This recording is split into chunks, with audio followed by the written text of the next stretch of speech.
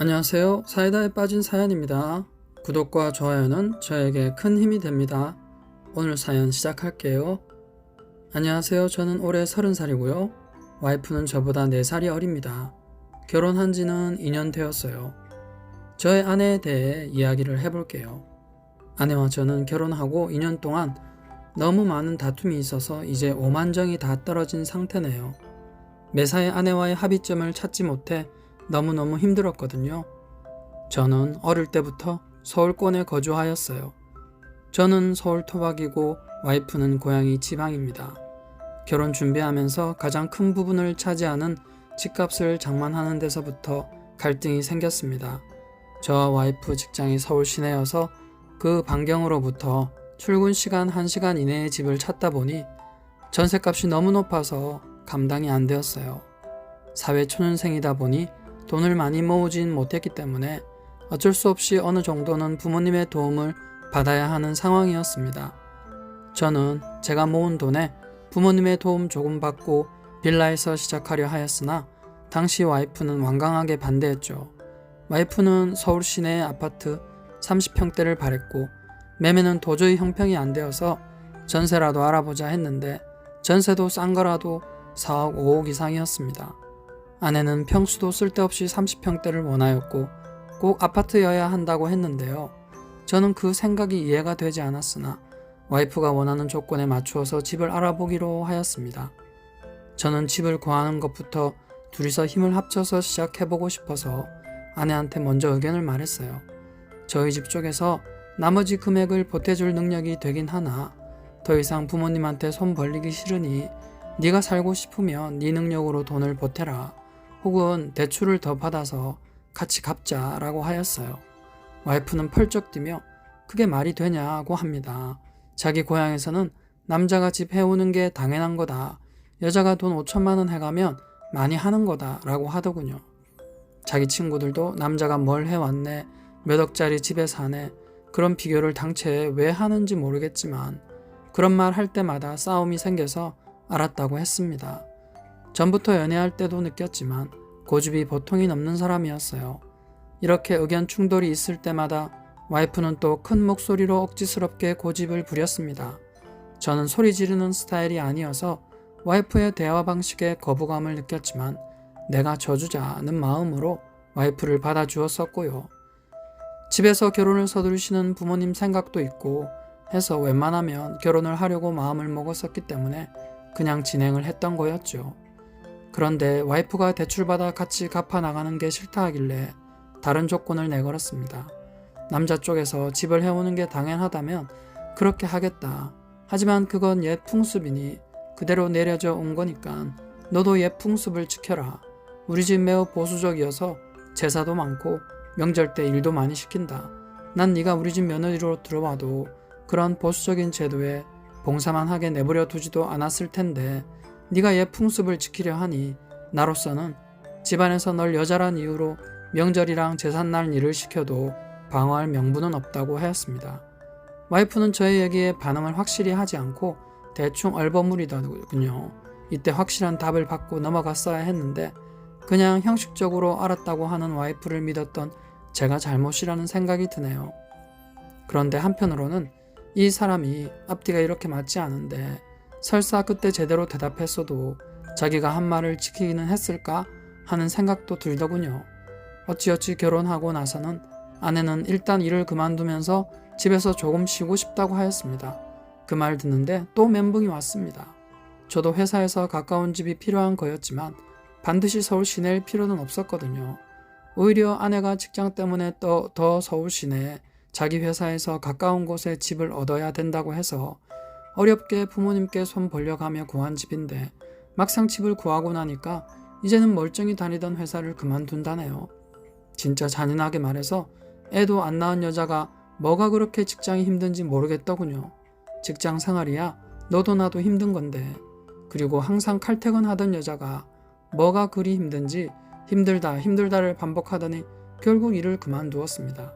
아이를 가진 것도 아니고 몸이 안 좋은 것도 아니면서 멀쩡히 다니던 직장을 그만두더니 그냥 집에서 놀고 먹기 시작하였어요. 표현이 좀 심했나 모르겠지만요.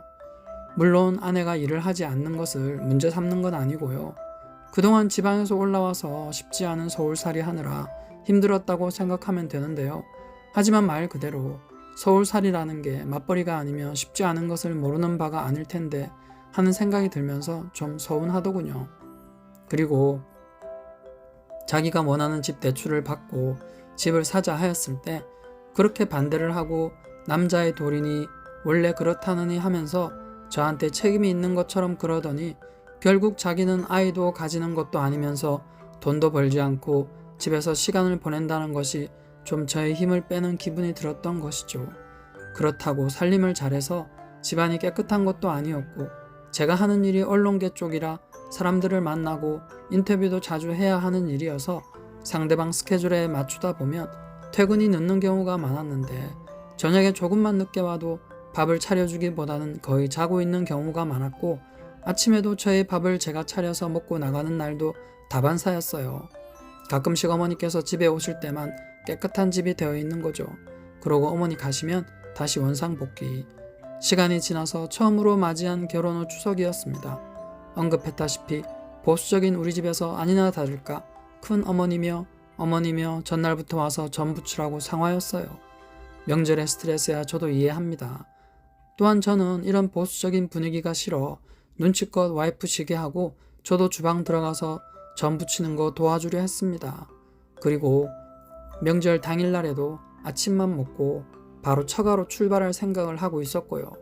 그런데 본가에 가는 길에 와이프가 하는 말에 기가 찼습니다. 이번에 오빠 집 먼저 갔으니 다음 명절엔 우리 집 먼저 가자 하는 겁니다. 그 말을 듣는데 결혼 전에 얘기했던 건 뭐지? 하는 생각이 들더라고요. 제가 와이프 말에 황당해서 멍하게 있으니 와이프는 남녀 평등 시대 아니냐고 하네요. 남녀 평등이라. 참 어이가 없어서 남녀 평등 좋죠. 그런데 제가 그렇게 남녀가 평등하니까 네가 살고 싶은 집 구할 때도 어느 정도 네가 보태라고 했을 때 원래 집은 남자가 해오는 거라며 이미 남녀 평등을 부정하지 않았나요? 그런 사람이 이제는 원래 우리나라의 명절 풍습인 시댁에서 차례 모시기가 아니라 시댁과 처가를 돌아가며 오가자고 하는 것에 남녀 평등을 적용해서 얘기하는 거예요. 순간 욱해서 제가 이렇게 말했습니다. 아니 우리 집에서 순전히 네가 살고 싶은 집에 3억이나 도와주셨고 신혼여행에 네가 원하던 꾸민비랑 우리 쪽에서 다 해주지 않았냐. 이러면 나중에는 어떻게 바꿀지라도 결혼하고 처음 몇 년간은 명절 때 시댁에 맞추는 것이 맞는 거 아니냐. 우리가 결혼하고 얼마나 지났다고 지금 처가 먼저 가자는 말이 나오냐. 이 말을 듣자마자 와이프 역시 폭발하더니 오빠 그런 줄 몰랐다. 날 시댁에 봉사하려고 데리고 온 거냐. 그게 사랑하는 여자한테 할 말이냐 하더군요. 그 말을 듣는데 정말 이 사람이 결혼을 무슨 소꿉장난쯤으로 생각하나 싶었습니다. 이렇게 생각이 짧고 철이 없는지 그때 알았습니다. 결혼이라는 것이 둘만 하는 것이 아니라 집안과 집안의 결합인데 어떤 것이 마음에 안 들면 어른들께도 이해를 구해가면서 바꾸어야 하지 않을까 싶은데 와이프는 무조건 자기 고집대로 해야 되겠다는 태도가 저는 마음에 들지 않았죠. 그렇게 시댁으로 출발하면서 우리는 벌써 서로에게 실망하였고 상처를 주면서 첫 명절을 보내었습니다. 시댁으로 가서 음식을 준비하고 명절을 보내었지만 자기가 원하는 것을 얻기 위해서는 고집 부리고 나중에는 말을 바꾸어 버리는 와이프의 성향을 알고 나니 도와주고 싶은 마음도 사라져 버리더라고요. 그래도 저 와이프 옆에서 음식하는 거 전 부치고 나면 주변 정리며 명절 당일날에도 음식 나르고 식사 준비하고 때마다 와이프하고 같이 식사도 하면서 기분 풀어주려고 노력하였습니다.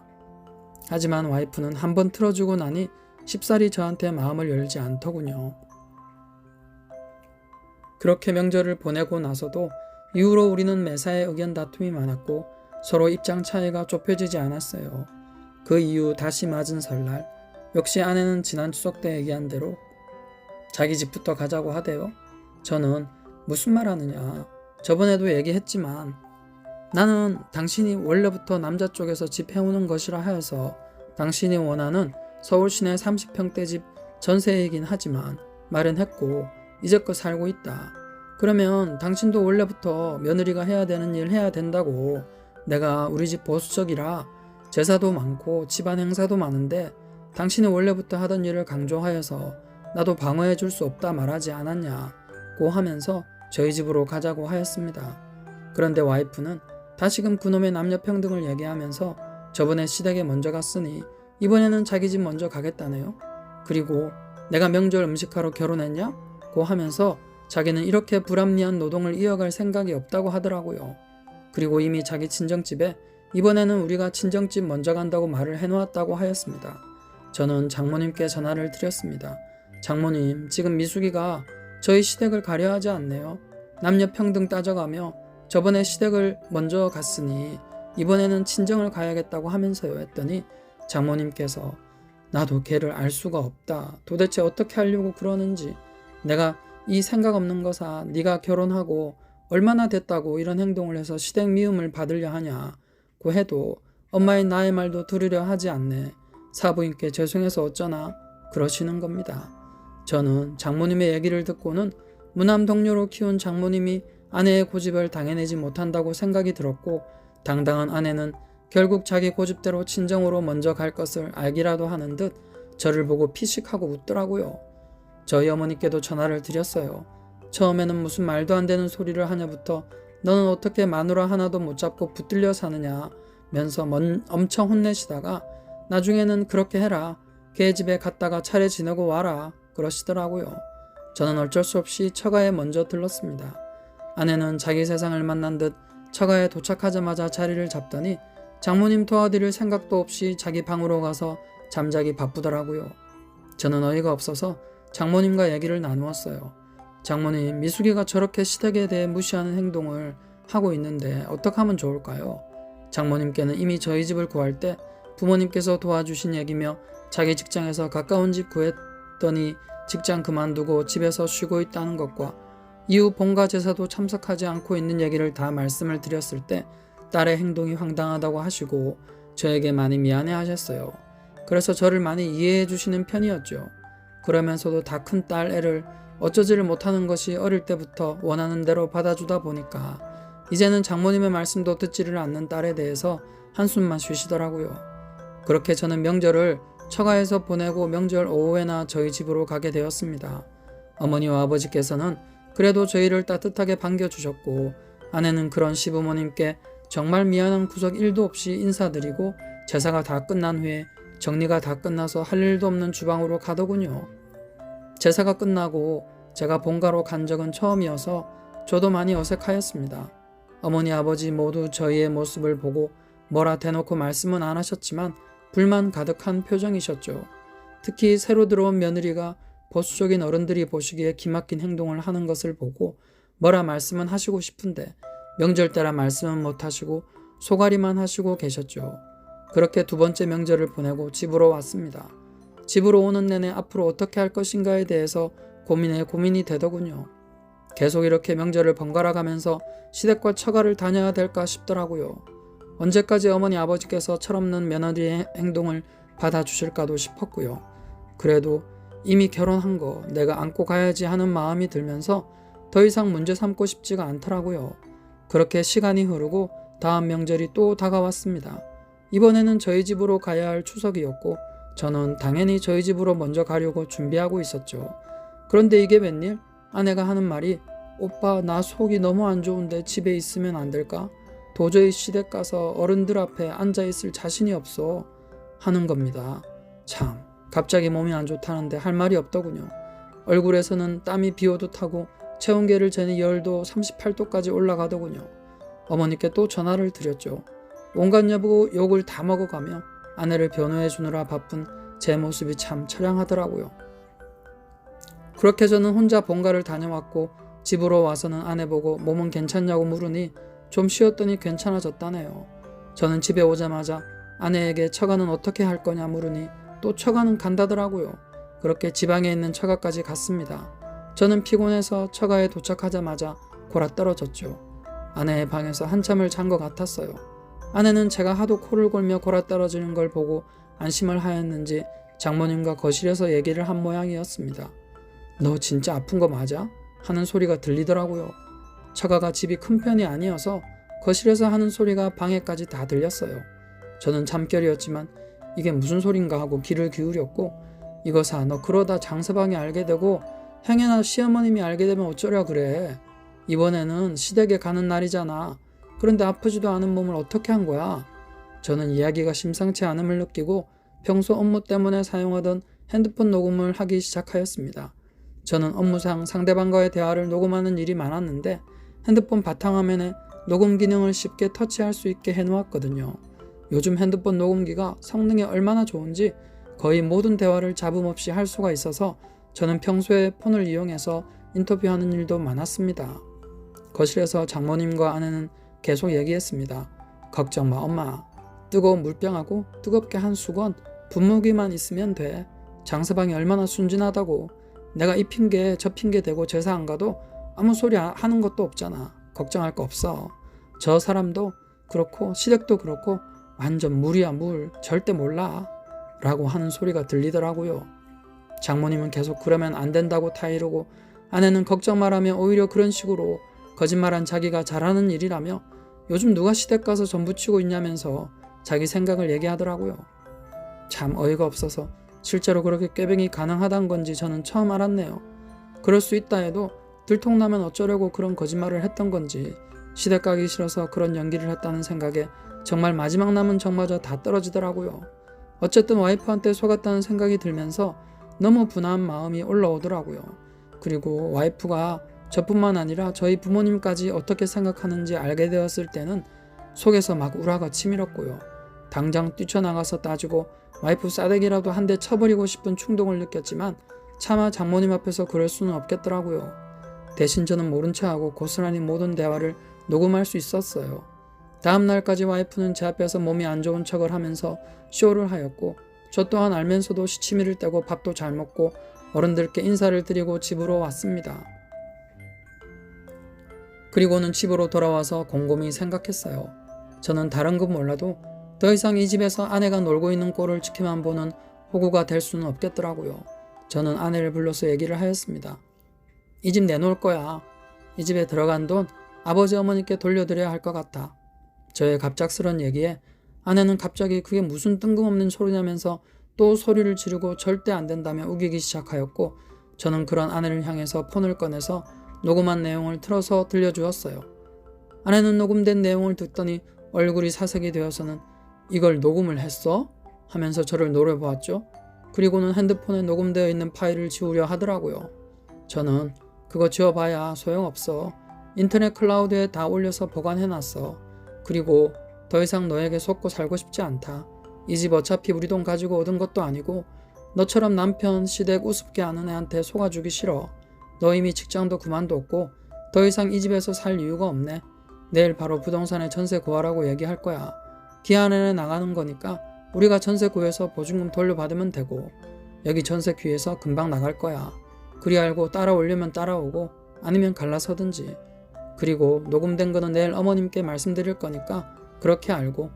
저의 얘기를 듣더니 그제서 저를 붙잡고 미안하다고 하면서 시키는 대로 할 테니 시댁한테는 말씀드리지 말아달라고 부탁하더라고요. 그래서 제가 그럼 먼저 직장을 구하라고 하였고 앞으로 명절 때 그리고 제사 때는 무조건 시댁 가서 할 일 하라 하였어요. 아내는 군말 없이 그렇게 하겠다고 그러더군요. 예상치 못한 증거물 덕분에 아내는 꼬투리가 잡혀서는 꼼짝없이 제가 원하는 대로 할 수밖에 없게 되었어요.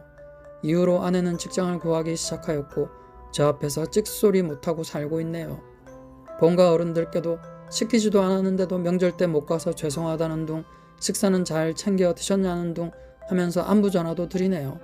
어머니께서 무슨 바람이 불어 저 고집불통이 집에 전화까지 해서 안부를 묻느냐고 어머니께서 오히려 신기해 하십니다. 녹음 약발이 얼마나 갈지는 모르겠지만 지금은 효과를 보는 중이네요. 앞으로 이 여자랑 계속 살아야 할지는 아직 고민입니다. 둘 다 나이가 있어서 조만간에 계속 살지 이혼을 할지 결정을 해야겠지만 지금은 일단 와이프가 어떻게 하는지 지켜볼 생각이에요. 긴 글 들어주셔서 감사드립니다. 오늘의 사이다 빠진 사연은 여기까지입니다. 구독과 좋아요는 저에게 큰 힘이 됩니다. 저는 또 새로운 사연으로 찾아올게요. 감사합니다.